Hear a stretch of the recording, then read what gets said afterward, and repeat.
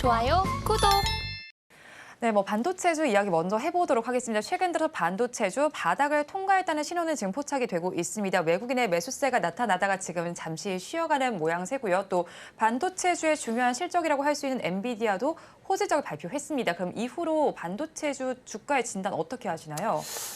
일단은 저는 굉장히 긍정적으로 보고는 있는데 약간의 좀 기간 조정은 필요하지 않을까라는 생각이거든요. 그러니까 왜냐면 일단 엔비디아 실적 발표가 나왔는데 그게 이제 시장의 예상치보다도 훨씬 더 좋게 나왔잖아요. 그럼 사실은 엄청 놀라야 되는데 네. 이게 사람들의 기대가 엄청나게 높다 보니까 그 정도도 나올 수 있지 약간 이런 생각들이 좀 있었던 것 같아요. 그래서 그 부분에서 좀 일단 압박이 좀 있었다라고 보시면 좋을 것 같고 이게 참 주식이라는 게 어려운 게 실적이 굉장히 잘 나왔지만 기대치가 너무 높으면 그게 잘 나온 게 사실 잘 나온 게 아니게 되거든요. 네. 그리고 그 다음번에 더 잘 나야 되는데 사실상 실적이라는 게 거의 이제 작년이랑 비교했을 때는 3배 막 이렇게 올라오는 상황인데 여기서 또 몇 배씩 올라가는 건 사실상 쉽지는 않거든요.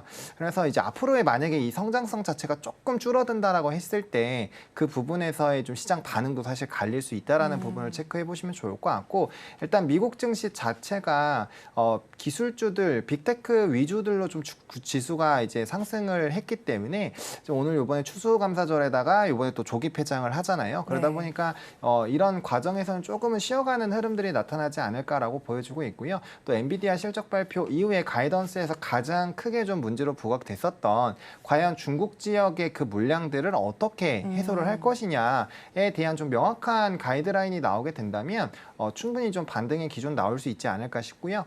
지금 AI 쪽이나 이런 로봇 쪽에 대한 이런 사회적인 파급력이 굉장히 좀 높아지고 있는 상황인데 결국의 핵심은 데이터를 지금 수집을 해서 모아야 되는 상황이거든요. 그 기간이 끝나기 전까지는 엔비디아는 이 HBM 쪽에서 대장일 수밖에 없습니다. 물론 나중에 이게 빅데이터가 다 완성이 되고 데이터 수집이 끝난다고 하면은 그때는 엔비디아가 좀 뒤처질 수는 있어요. 다른 쪽으로 옮겨갈 수는 있겠지만 그 전까지는 명실상부하게 강력할 수밖에 없고 또 이제 공급에 대한 부족 상황이 유지가 되고 있다라는 점, 또 우리나라 산업통상자원부에서의 수출입 데이터를 보셨을 때 10월 달도 좋았고 이제 10월, 11월 달 초까지 봤었던 데이터도 상당히 좋았기 때문에 반도체 업황이 턴어라운드 된다라는 관점으로 본다면 또 다시 또 좋아지지 않을까라고 보여지고 있고요. 또 사실 오늘 같은 경우는 좀 외국인의 매도가 보이기는 하지만 11월 달 초부터 봤을 때는 이 수급이 엄청나게 좀 좋게 들어오고 있거든요. 사실상 한 2, 3거래를 오늘을 포함해서 한 2, 3거래를 제외하고는 전부 다 순매수가 들어왔고요. 그 양 자체도 굉장히 큽니다. 그래서 10월 24일부터 했을 때 수량으로 보면은 많이 들어와 있는 상황이거든요. 그래서 이런 부분에서 본다라고 한다면 과연 이게 이제 외국인의 수급이 끊겼다라고 네. 볼 수 있는 수준인가에 대한 부분도 조금은 좀 생각을 해봐야 되지 않을까라는 생각입니다. 지금 당장 오늘만 놓고 외국인의 수급이 끊겼다고 보기엔 좀 어려울 수 있을 것 같습니다. 그런데 반도체주 내에서도 희비가 좀 엇갈리고 있습니다. 그중에서 제주 반도체의 경우에는 어제 이어서 오늘도 급등세를 보이고 있는데 변동성이 좀 나타나고는 있어요. 제주 반도체의 경우에는 멀티칩 패키지라고 해서 복합 메모리 반도체에 주력을 해왔고요. 자동차 전장 부문을 중심으로 해서 메모리 반도체 수요도 늘어나고 있습니다. 그러면 추가 상승 여력은 어느 정도로 보실까요? 말씀 주신 것처럼 이제 그거를 이제 NCP라고 표현을 하죠. 멀티칩 관련된 부분에서의 좀 사업을 영위하고 있는데 제가 봤을 땐 요번에 제주 반도체가 올라온 거는 이제 온디바이스 AI 관련된 부분이 좀 더 부각이 되지 않았나라고 보여주고 있는 상황이거든요. 이게 이제 이 제주 반도체가 관련된 부분을 이제 삼성전자랑 하이닉스가 납품을 한 이력이 있는 상황이고 사실상 온디바이스 AI로 리노공업도 상당히 좀 핫하게 최근에 시장에서 주목을 받아왔었던 상황이거든요. 그래서 일정한 좀 테마로 형성이 되어 있다라고 보시면 좋을 것 같고 최근에 컴퓨터나 노트북 보시면 전부 다 이제 LPDDR5로 이렇게 많이 적혀 있는 거를 보실 텐데 해당 부분이 이제 DDR5에서 속도를 빠르게 하고 이제 전력 감소를 좀 줄이는 부분에서 앞으로 이런 속도 부분에서 상당히 좀 중요해질 수 있는 상황이고요. 관련된 부분에서 이제 납품하는 그런 기대감들이 높은 쪽이 사실상 조금 더 시장에서의 주목을 받을 수 있지 않을까라는 국면입니다. 그리고 이제 제주 반도체 같은 경우는 이전부터도 좀 반도체 업황이 턴을 한다거나 했을 때 조금 빠르게 좀 선반영되는 기업 중에 하나다라고 보시면 좋을 것 같고요. 근데 이제 조금 지금부터는 조심을 해보실 필요가 있다라고 생각을 드는 게 지금 현재 주가가 이전에 2023년에 좀 고가 라인 부분 근처까지 온 상황이고요. 이전에 이제 2021년에도 한번 비슷하게 반도체 업황에 대한 턴어라운드 기대가 될 때 주가 굉장히 핫하게 움직였는데 그때도 한 6,500원부터 한 7,000원대 요 사이에서의 움직임을 보이다가 굉장히 좀 주가가 빠르게 또 떨어졌었던 과거 전례가 있거든요. 그래서 이 부분부터는 좀 슈퍼 매물대가 상당히 많이 있다라고 보시는 게 맞고요. 그다음에 요거를 좀 뚫어주려면은 기존에 나와 있는 이슈가 아니라 추가적으로 뭔가 조금 더 턴할 수 있는 이런 추가적인 기대감이 좀 있어야 되지 않을까라고 보여서 물론 뭐 추가적인 상승력을 아예 배제할 수 없다라는 건 아니지만 네. 언제든지 차익이 나올 수 있다라는 점. 왜냐하면 이 종목이 이 관련된 이슈로 부각되기 전까지 주가가 뭐 3,000원대 후반, 4,000원대 초반이었던 종목이 지금 6,200원대까지 올라왔으니까 단기적으로 50%가 넘게 올라온 상황이거든요. 그렇기 때문에 사실 언제든지 차익이 나와도 문제는 없는 가격대이다라고 좀 정리를 드리겠습니다. 네, 제주반도체의 경우에는 온디바이스 AI 수혜주로 부각이 됐는데 사실 단기적 물량이 출회될 가능성이 있다라는 점을 염두에 두시면 좋겠습니다.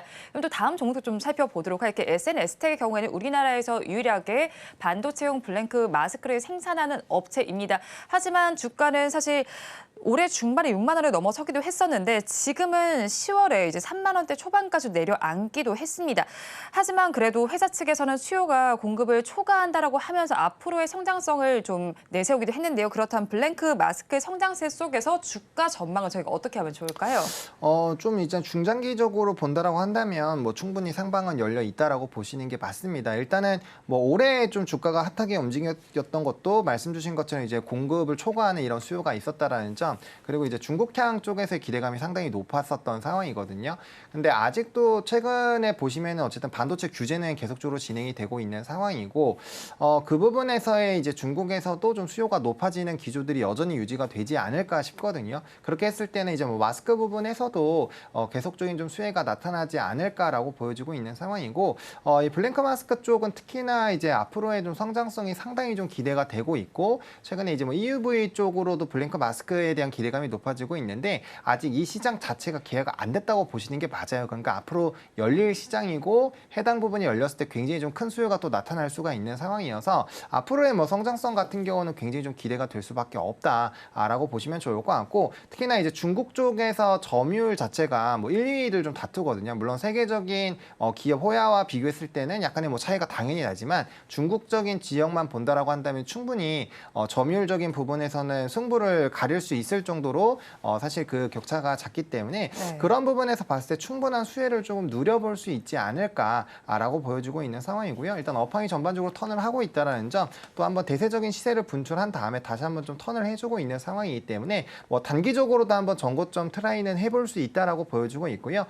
그 이제 개화하는 시기 자체가 뭐 24년 말, 뭐 25년 여기가 이제 본격적으로 열릴 것으로 예상이 되어지고 있는 상황이어서 아마 이제 그 시기가 다가오면 다가올수록 주가의 탄력도는 조금 더 높아질 수 있다. 그래서 해당 종목을 좀 관심 있게 보시려고 한다라면은 적어도 운영 기간을 1년 반 정도는 생각을 하시고, 왜냐면 그 시장이 본격적으로 열리는 그 시기까지는 와야 해당 모멘텀이 부각이 되면서 이제 기대감 생기고 막 주가의 네. 탄력도가 더 생길 거잖아요. 그래서 그런 것들을 좀 확인하시는 과정까지 보셔야 되기 때문에 너무 단기적으로 만약에 보시려고 한다면 사실은 좀 접근을 지향하는 게 맞고, 좀 중장기적으로는 보셔야 되는 종목이다라고 좀 정리를 드리고 싶습니다. 네, SNS텍도 시장 확대에 따라 기대감이 있지만 조금 중장기적으로 바라보면 좋겠다고 짚어주셨습니다. 이 가운데 반도체 장비주의 호조세도 지속이 되고 있습니다. 그중에서 가장 관심을 많이 받았던 종목 하면 또 한미 반도체가 아닐까 싶습니다. 그런데 실적 측면을 살펴보면 사실 매출과 영업이익이 모두 급감을 했습니다. 이렇게 좀 전반적인 것과 좀 괴리가 있는 상황이고요. 사실 또 박순혁 작가의 경우에는 이 종목에 대해서 좀 거품주라고 표현을 하기도 하면서 고소를 지금 또 당한 상황이잖아요. 그러면 이런 상황 속에서 지금 HBM 시장은 계속해서 나아질 텐데 이 종목에 대해서는 저희 어떻게 바라봐야 할까요?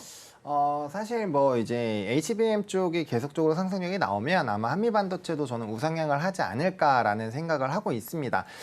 다만 뭐 이제 사실 거품이다 뭐다 이거는 사실 상대적이다라고 보고 있고요. 기간별로 따라서 사실 달라질 수가 있는데 요번에 한미반도체 같은 경우는 이제 마이크로소 부분과 이제 비전 플레이스먼트에 대한 이런 매출 부분에서 일부가 조금 이연된 부분이 있고요. 그걸 반영한다라고 한다면 사실상 어닝 쇼크라고 보기는 어렵습니다. 그리고 사실 이슈가 나오고 나서도 주가가 한 10% 정도 빠지면서 이미 주가에 반영이 되었기 때문에 사실상 지금도 계속적으로 그 이제 실적적인 부분에서의 미스를 언급할 필요는 없다라고 보여주고 있는 상황이고요.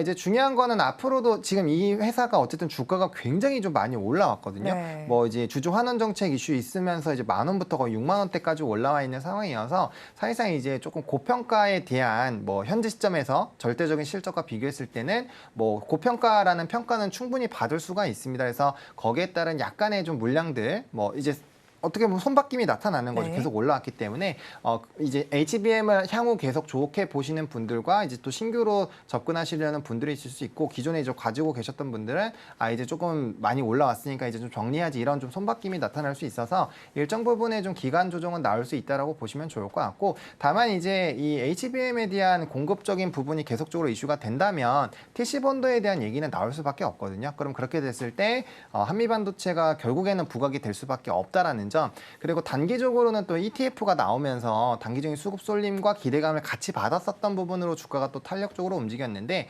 해당 ETF가 이제 또 살짝 지나가게 되면은 약간의 수급적인 공백이 살짝은 생길 수가 있어요. 그래서 그런 부분에서 약간적인 기간 조정은 나올 수가 있다. 근데 이제 뭐 대주주 쪽에서도 강력한 매수 흐름들을 보여주고 있고 워낙 이제 주주 환원 정책을 좀 강력하게 하려고 하고 있는 상황이어서 일단은 가지고 계신 주주들은 좀 믿음 자체는 좀 상당히 강하다. 그래서 뭐 정말 업황 자체가 턴이 안 되거나 아니면 HBM 시장이 뭐 급격하게 냉각이 되는 그런 이제 변수가 나오지 않는다라고 한다면 이제 점진적으로 상승은 나올 거라고 보여지고 있고요. 다만 최근에 이제 뭐 7월에서 8월 넘어오면서 막 주가가 가격하게 올라왔었던 이런 기조가 나오려면은 결국엔 엔비디아 자체도 굉장히 좀 급등하는 이런 기조가 나와야 되는데 일단 가이던스 상으로 봤을 때 4분기 실적이 중국향이나 이런 부분으로 봤을 때는 사실 기대에 살짝 못 미칠 수도 있거든요.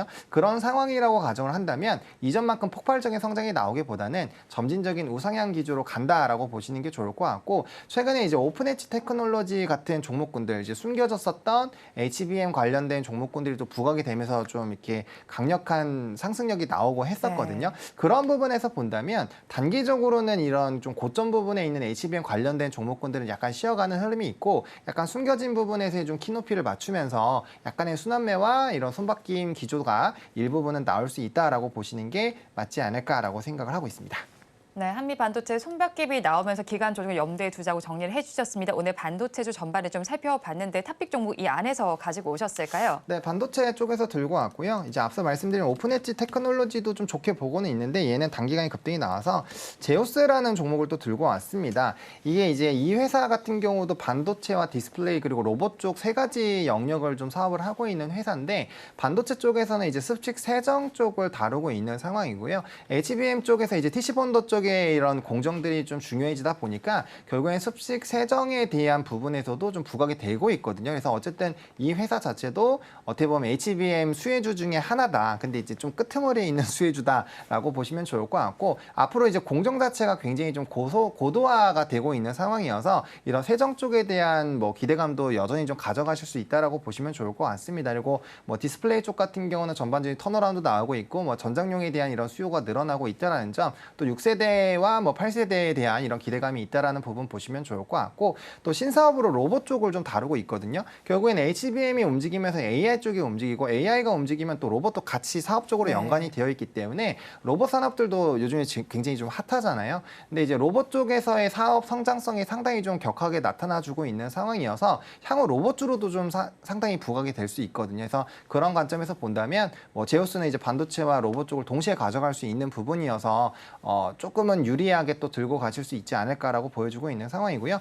과거에 이제 주가가 좀 이런 기대감이 있었을 때 58,500원까지 올라갔었는데 최근에 주가가 많이 눌렸습니다. 이게 이제 실적에 대한 약간 공백이 있어서 주가가 굉장히 좀 가파르게 하락을 했고요. 최근에 다시 한번 이런 턴어라운드 기대감으로 주가가 반등하고 있다는 점도 좀 참고를 해보시면 좋을 것 같습니다. 네, 그럼 가격 전략 저희가 어떻게 가져가면 좋을까요? 네, 가격 전략 같은 경우는 최근에 조금 올라오면서 이 속도 부분을 조금 조율을 해주고 있는 상황인데 41,000원부터 43,000원까지 분할 매수 관점으로 좀 대응을 해보시면 좋을 것 같고요. 목표가는 일단 48,000원을 보고 있는 상황인데 사실상 반도체에 대한 턴이 조금 더 강해진다라고 한다면 충분히 전고점까지는 한번 트라이를 해보셔도 좋을 것 같고요. 손절 라인 같은 경우 35,000원으로 잡았습니다. 이게 상승하는 이런 초입 부분이기도 하고요. 최근에 이제 좀 단기적인 큰 박스권을 만들었을 때는 42,000~43,000원 라인에서 35,000원까지 박스권 하단 라인 부분이기 때문에 이 부분 이탈하게 되면 밑 박스권까지 내려가면은 다시 한번 2만 원대 후반도 볼 수 있거든요. 그래서 가격적인 하방 자체가 좀 크게 열릴 수 있는 시작점이 될 수 있기 때문에 해당 가격은 좀 상당히 중요한 가격대라고 인지를 해주시면 좋을 것 같습니다.